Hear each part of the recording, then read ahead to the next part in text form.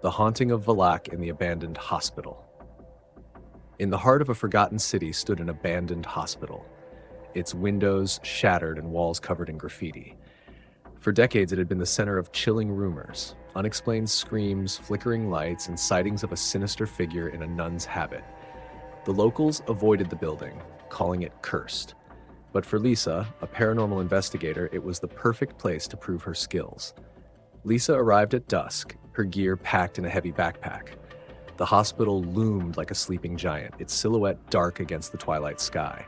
As she stepped through the rusted front doors, the air inside felt unnaturally cold, heavy with decay and despair. The first floor was eerily quiet, save for the occasional drip of water from a leaky ceiling.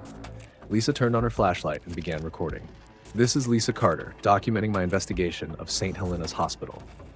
Locals report sightings of a demonic entity. Tonight, we'll find out the truth.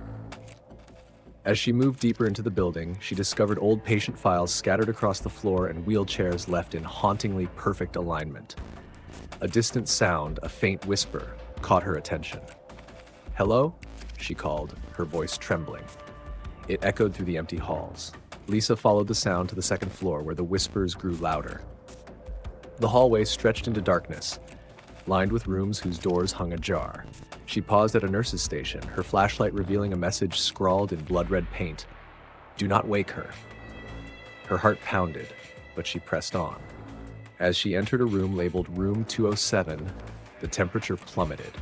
The air smelled of sulfur, and Lisa felt an unseen force pressing down on her chest.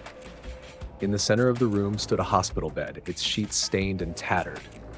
Above it hung a crucifix, inverted and scorched. Lisa began to record. "This room feels wrong. I can't explain it, but it's as if someone or something is watching me." Suddenly, her flashlight flickered. She froze as a low, guttural laugh filled the room. Turning around, she saw her, a figure in a black and white habit, her face pale and grotesquely twisted. Valak. The demonic nun's yellow eyes glowed in the darkness, and a chilling smile spread across her face. Lisa stumbled backward, tripping over a fallen IV stand. Valak moved closer, her laughter echoing off the walls. Lisa scrambled to her feet and ran down the hallway, her breath coming in ragged gasps. The whispers followed her, growing louder, chanting in a language she didn't understand. She reached the stairwell and began descending, her footsteps echoing in the enclosed space. Suddenly, the door below slammed shut, and the one above her creaked open. Valak's silhouette stood at the top, her hands outstretched. "Stay away!" Lisa screamed, clutching a small crucifix from her pocket. She held it up, but Valak only laughed, her form flickering like a shadow. The lights in the stairwell began to buzz and explode one by one, plunging Lisa into darkness. She fumbled for her flashlight, but it refused to turn on. The only illumination came from Valak's glowing eyes, now inches from her face. "Why are you here?" the demon hissed, her voice a mix of rage and mockery. Lisa couldn't answer. She was paralyzed, her body refusing to move.